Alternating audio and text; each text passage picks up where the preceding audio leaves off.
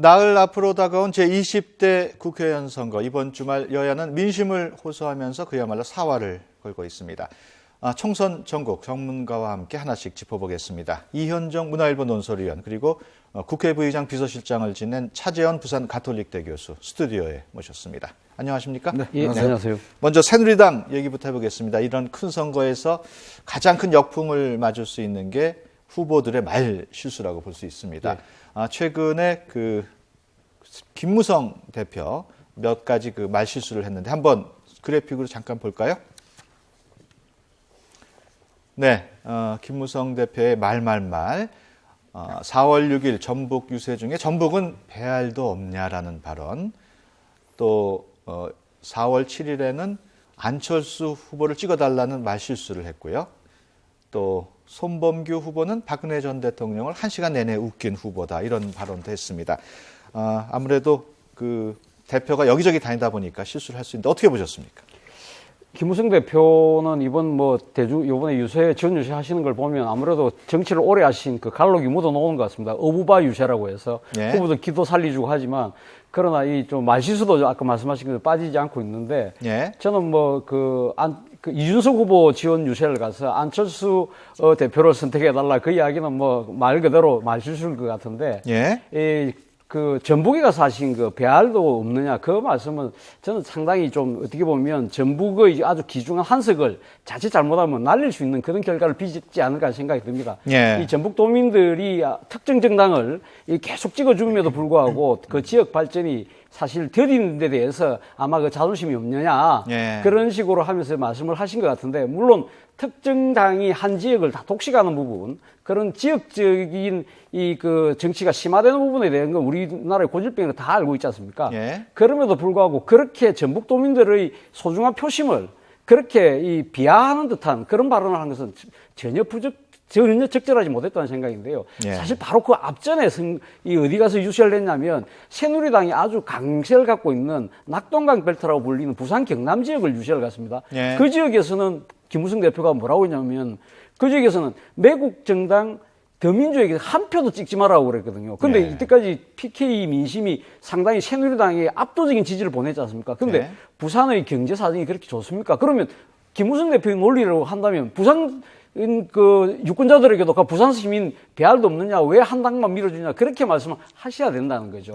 그런 측면에서 보면 이 김무성 대표의 이 배알 발언은 저는 아주 전북 지역에서 경합을 벌이고 있는 새누리당 후보에게는 악재를 작용할 수밖에 없다, 그런 생각입니다. 이현정 의원께서는 이 선거가 이제 막판으로 들어가면요, 사실은 뭘 잘하는 것보다는 실수를 줄이는 게 가장 중요합니다. 그러니까 사실은 지금 알겠지만 예전에 정동영 전 의원이 당회장 할 때, 그때 사실은 노인들 이 표 문제 이야기했었죠. 또 지난 19대 총선에도 김용민 그때 당시 후보의 막말, 서울역의 지하철을 다 그냥 에스컬레이터 없애서 노인분들 이게 투표하러 못 오게 해야 된다는 그런 이야기도 있었고, 특히 이제 지역 감정과 노년층을 좀 자극하는 이런 발언들은 어떤 표심과 바로 직결이 되기 때문에 상당히 조심을 해야 됩니다. 그런 측면에서는 김무성 대표가 이제 사실 새누리당에 지금 다른 분들이 이렇게 유세를 할 수 있는 상황이 아니에요. 그러니까 김무성 대표 혼자서 지금 돌아다니다 보니까 어떤 저런 말실수들이 계속 나오고 있는 것 같거든요.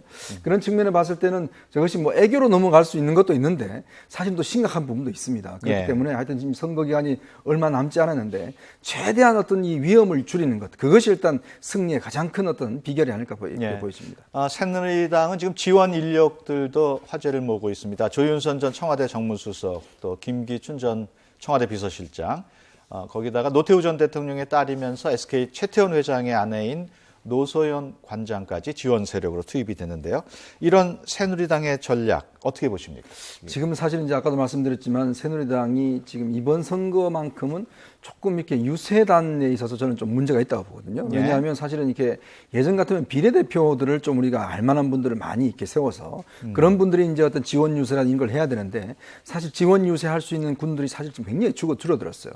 더군다나 지금 대구 경북 같은 경우는 그동안 이제 최경환 의원이 나서서 공동 선대위원장이기 때문에 뭐 대통령이 울 것 같다, 그다음 대통령이 잠도 못 이루시는 것 같다, 뭐 등등 이런 이야기를 했지 않습니까? 근데 그게 진짜 안 먹혀들어가는 그런 상황이거든요. 예. 그런 상황에서 긴급히 아마 이제 서청원 전 대표와 이제 조윤선 의원을 차출한 것 같습니다.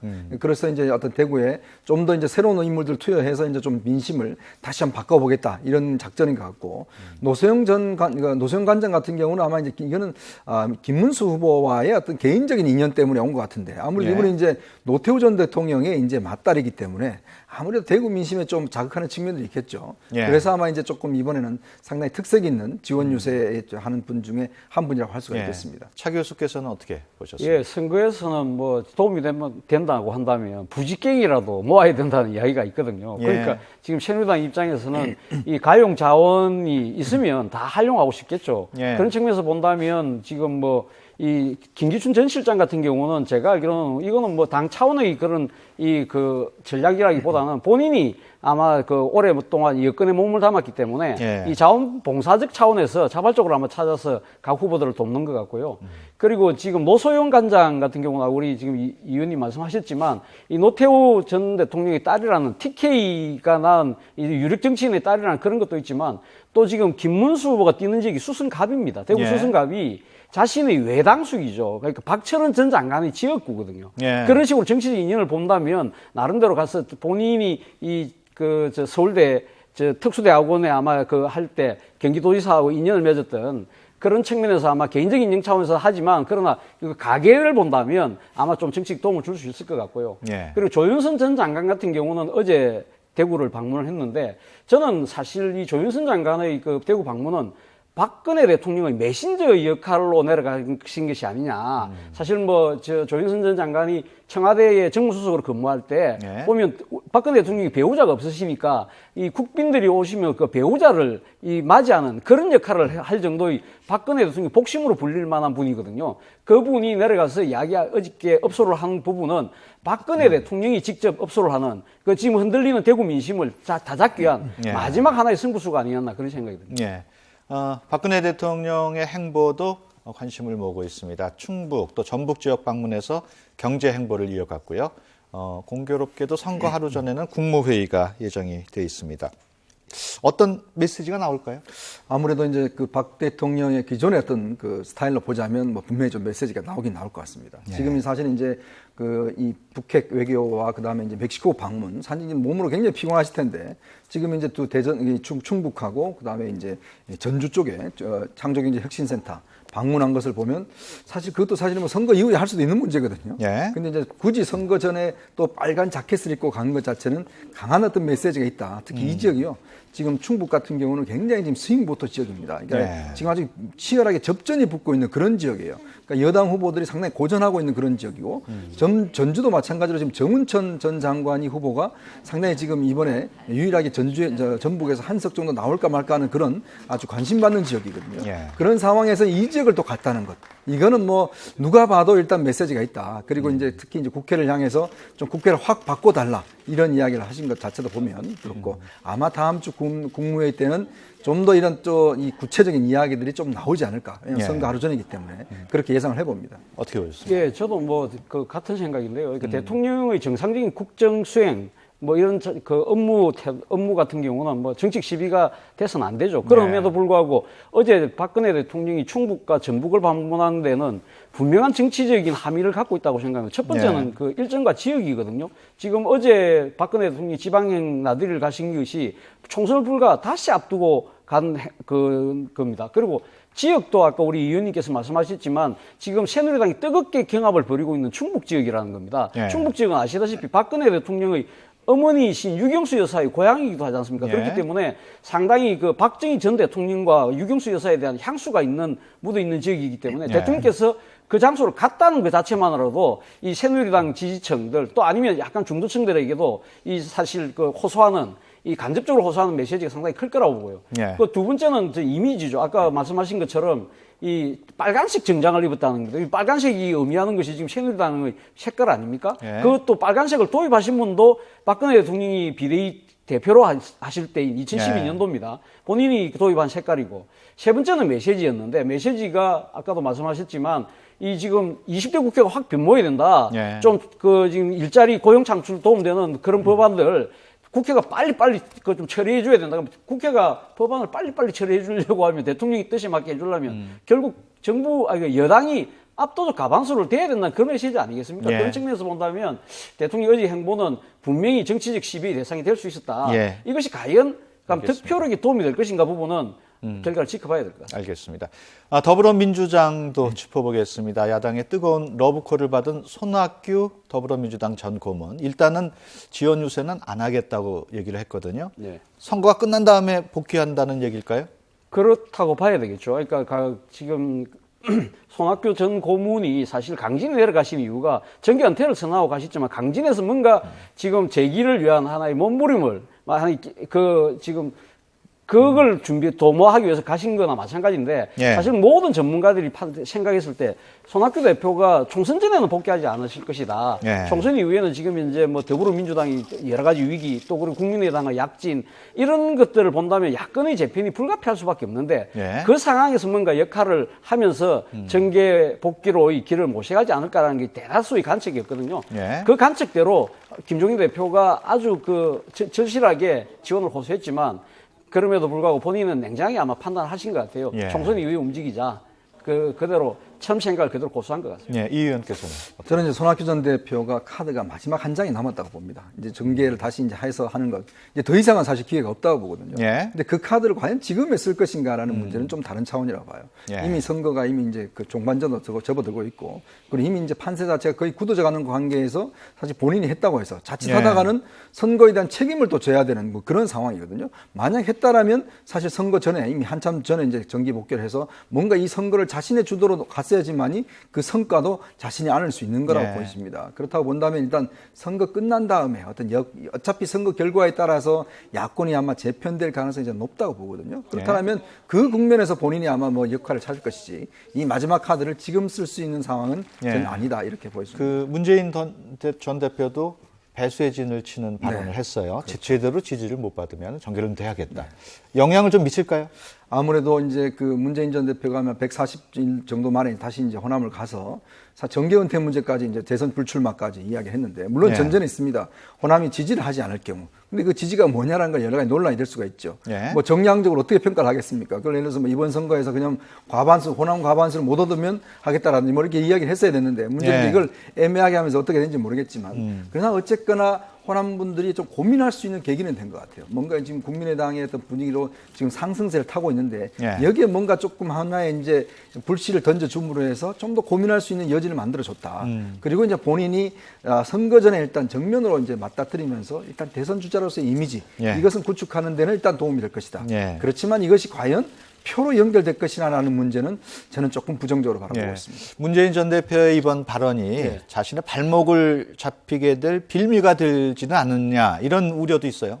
물론 그렇죠. 그럼에도 불구하고 지금 문재인 전 대표 입장에서는 본인의 정치 생명을 걸고 지금 호남 민심이 소위 말하는 반문 정서를 정면 돌파하자는 마지막 승부수를 저는 던졌다고 봅니다. 사실 뭐 문재인 전 대표가 지난해 28 전당대회 때도 본인이 출마했을 때 그런 이야기도 했습니다. 총선 결과가 안 좋으면 자기 정계 은퇴 하겠다고도 이야기한 적이 있거든요. 그렇기 때문에 이 지금 사실은 총선 이번 결과 좋지 않으면 정치 그만두겠다는 거 새로운 이야기는 아닙니다. 그런데 그럼에도 불구하고 지금 강주에 가서 그 말씀을 한 것 자체가 상당히 상징성이 있다는 거거든요. 그러니까 강주 가시기 전까지만 하더라도 많은 사람들이 문재인 전 대표가 업소로 할 거라고 봤는데 저는 이번에 가서 사실 공을 호남 분들에게 돌려놓은 것 같아요. 지금 과연 강주 시민, 그러니까 호남 민심이 과연 그러면 정권 교체를 할 수 있는 정당 또는 새 정치를 할 수 있는 정당 또 하나는 강주 정신을 부합되는 정당 누구라고 생각하느냐. 여러분들이 판단하시라. 여러분들이 판단 안 하면 저는 집에 가겠습니다. 그 이야기고 또 두 번째는 뭐냐면 구정치를 심판해달라는 거죠. 지금 이 국민의당을 아마 지칭한 것 같은데요. 그러니까 지금 호남 기득권에 안주하는 정치, 호남을 변방으로 고립시키는 이 분열적 정치는 심판해달라. 그리고 세 번째는 본인은 호남 홀대, 호남 차별 절대 그런 거 아니다. 그 자신에게 되씌워진 반문 정서, 반문 프레임을 깨겠다. 그걸 깨달라는 거거든요. 그래서 근데 그 부분에 대해서 지금 현재 시일이 너무 촉박해서 과연 반전의 계기가 될지는 조금 미지수가 아닌가 하는 생각이 듭니다. 그 호남 지역에서 돌풍을 일으키고 있는 국민의당 지금 상황 어떤지 그래픽으로 한번 보시겠습니다. 네, 호남권의 정당 지지율인데요. 국민의당은 3월 셋째 주에 34.2%에서 4월 첫째 주엔 50.8로 뛰었고 반면에 더불어민주당은 33.9에서 21%대로 떨어졌습니다. 어떻게 봐야 될까요? 지금은 사실 우리가 여론조사를 보면 뭐 구체적인 수치보다는 이제 저 기울기를 좀 봐야 됩니다. 예. 그러니까 지금 이제 이 조사는 이제 우리가 공표할 수 없는 전까지 조사를 이제 해서 하는데 예. 여론조사 공포 이후는 뭐 조사를 해서 발표할 수가 없게 돼 있죠. 그렇다면 저 기울기가 굉장히 가파릅니다. 올라간 상승세가. 예. 저게 뭐 하루아침에 뚝 꺾이질 않거든요. 이제 그렇다고 본다면 지금 이제 선거일 남은 기간 동안에 저 상승세, 저 기울기 자체가 얼마만큼 유지될 것인가라는 게 굉장히 관심인데 사실 이제 문재인 전 대표가 갔기 때문에 이제 그것이 하나의 변수가 될 수가 있겠죠. 예. 근데 지금 문제는 이제 국민의당이 저렇게 상승세를 한다 할 경우는 여러 가지 변수가 생길 수가 있습니다. 즉 예. 호남에서의 어떤 여러 가지 이제 그 뭐 득표를 많이 하는 것뿐만 아니라 수도권에서의 어떤 비례대표 득표 여기에도 영향을 미칠 수가 있고 그렇다면 수도권에서 상당수의 비례대표를 얻는다는 것은 결국 더불어민주당이 그만큼 의석을 못 얻는다는 그런 수도 되거든요. 예. 또 한편으로 보면 지금 국민의당 후보들이 선전한다는 의미는 일단 새누리당한테 어부지리를 줄 수 있는 가능성은 더 높아졌다. 예. 이렇게도 볼 수가 있는 겁니다. 예. 그냥 국민의당 후보가 많아지면 더불어민주당 후보가 이길 수 있는 그런 가능성은 적기 때문에 그래서 그런 여러 가지 지금 변수가 나타나고 있기 때문에 선거 막판에 어떤 국민의당의 어떤 상승세 자체는 수도권 어떤 판세를 상당히 요동치게 하고 또 하나는 비례대표 문제에 있어서 상당히 비례대표 어떤 의석수 배분 이거를 갖다가 상당히 어떤 할 수가 있다. 그래서 이렇게 된 경우는 만약에 새누리당과 국민의당이 합쳐서 180석이 넘어가 버리면 그다음에 그러면 정말 제3당의 효과가 예. 엄청나게 날 수 있는 그런 가능성도 배제할 수 없다 이렇게 예. 보십니다. 차 교수님 어떻게 보셨습니까? 예, 저도 뭐 같은 생각인데요. 이 지금 더불어민주당과 그 새누리당이 사실 이렇게 자책골을 놓는 바람에 국민의당이 사실 반등의 계기를 마련한 측면이 있습니다. 아시다시피 지금 새누리당 공천 옥시 파동 그리고 더불어민주당 비례대표 파동 때문에 거기서 실망했던 그 전통의 지지층들 아니면 중도층들이 지금 제3 세력인 국민의당을 지지하게 된 그런 식으로 표심이 이동한 거죠. 예. 그리고 또 하나는 강철수라고 불릴 정도로 이 안철수 대표가 이번에 이 그 더불어민주당의 통합제의 또 연대제의를 당 지도부 내에서 이견이 있음에도 불구하고 극복하면서 예. 강하게 누르면서 제3 세력으로서의 독자로 살아남겠다는 그 의지를 강하게 보여준 데 대한 예. 이 그 민심이 뜨거운 반응을 보이고 있다고 보는 거거든요. 그렇기 때문에 이 추세가 쉽게 꺾이지는 저도 않을 거라고 봅니다. 그렇기 때문에 지금 문제는 근데 국민의당이 이렇게 선전을 하게 되면 누가 반사적 이익을 보느냐 하면 반사적 이익을 보는 측면보다는 가장 큰 타격을 보는 측면은 저는 더불어민주당이라고 봅니다. 더불어민주당은 어차피 1년 이하 구도가 더 고착화 될 수밖에 없고, 그 비례대표에 있어서도 그 수도권에서는 이 지역구는 2번을 찍되, 이 정당은 이 3번을 찍는 그런 후보들이 나타날 수밖에 없고요. 그리고 또 지금 제3번 후보를 갖고 있는 지역 서울 수도권의 후보들이 더 열심히 뜁니다. 왜냐하면 정당 지지율이 높아지면 본인의 지지율도 최소 10%만 넘어가면 선거 비용을 보존받을 수 있기 때문에 그 후보들이 더 열심히 뛸 수밖에 없거든요. 그런데 그 표는 대민주를 잠식하기 때문에 대민주 입장에서는 상당히 지금 위기 상황이라고 저는 봅니다. 이번에는 지역별 지지율 상황을 한번 보겠습니다. 경기 지역에서 선거구 조정으로 신설된 지역인데요. 경기 용인정 지지율 살펴보겠습니다. 그래픽으로 지금 보이는데요. 새누리당의 이상일 후보, 또 더불어민주당의 표창원 후보, 표 후보가 앞서고 있어요? 네, 여기가 아마 이제 대표적으로 좀 죽전, 동백, 같은 신도시, 신개발 도시가 많이 들어선 지역입니다. 예. 그래서 젊은 층의 유입이 굉장히 많은 지역이기 때문에 특히 이제 표심 자체가 이제 표창원 후보 같은 경우는 이제 경찰대 교수 출신이 않습니까? 여기가 지금 경찰대가 이전했지만 예전 경찰대가 있던 자리입니다. 그래서 아마 여기 이제 출마를 했고 이상일 후보도 지금 이제 그 중앙일보 논설위원 출신이고 이제 그 지난번 19대 때 비례대표로 이제 그 입문을 했죠. 두 분의 경쟁이 치열한데 지금 여러 조사 결과 보면 조사에 따라서 사실 엎치락뒤치락합니다. 결국 이 지역은 그래서 굉장히 스윙보터 지역이기 때문에 사실 이제 막판까지 가봐야 될 것 같은 그런 지역입니다. 지금 보면은 그 한국일보 조사나 YTN 조사나 다 표 후보가 앞서는 것으로 이렇게 나오고 있습니다. 다음은 충청 지역도 한번 볼까요? 최근에 급증한 이주민의 민심이 변수인 세종시 상황을 한번 보겠습니다. 네, 지금 박봉준 후보가 34.3, 이해찬 무소속의 이해찬 후보가 32.3. 어떻게 보십니까, 최 교수님? 예, 박종준 후보는 아시다시피 그 경호실 차장을 지내시면서 그러니까 박근혜 대통령이 어떻게 보면 사람이라고 볼 수 있죠. 그래서 박 후보가 사실 이 지금 세종시에서 새누리당이 사실 좀 열세 국민으로 많이 봤는데 사실 계속 쭉 1위를 고수를 하고 있는 것이 주목되고요. 그럼에도 불구하고 지금 그 이해찬 전 총리, 이해찬 후보의 재력도 만만치 않다고 봅니다. 뭐 더불어민주당에서 낙천됐지만 그럼에도 불구하고 무소속 출마를 해서 상당히 나름대로 선전을 하고 있는 거거든요. 그래서 지금 이제 그러면 그런데 지금 하나의 변수는 이 민주당 후보가 지금 문홍수 후보가 한 10% 내외를 갖고 계신데 이분이 끝까지 완주를 할 것이냐, 마지막에 가면 지금 그 후보를 사퇴하는 경우 그런 막판의 변수까지 지켜봐야 되지 않을까 생각이 듭니다. 여기가 19대에 비해서 이주민들이 한 4, 5만 정도가 더 늘어났대요. 그러니까 이 새로운 분들의 이제 표심 자체가 처음으로 선거로 나타난 거기 때문에 이 지역도 참 굉장히 관심이 가는 지역입니다. 알겠습니다. 지역별 상황을 더 알아보고 싶습니다만 시간 관계상 여기서 줄여야 될 것 같습니다. 지금까지 이현정 문화일보 논설위원 그리고 차재원 부산 가톨릭대 교수 두 분과 함께 전국 분석했습니다. 오늘 두 분 말씀 고맙습니다. 고맙습니다. 감사합니다.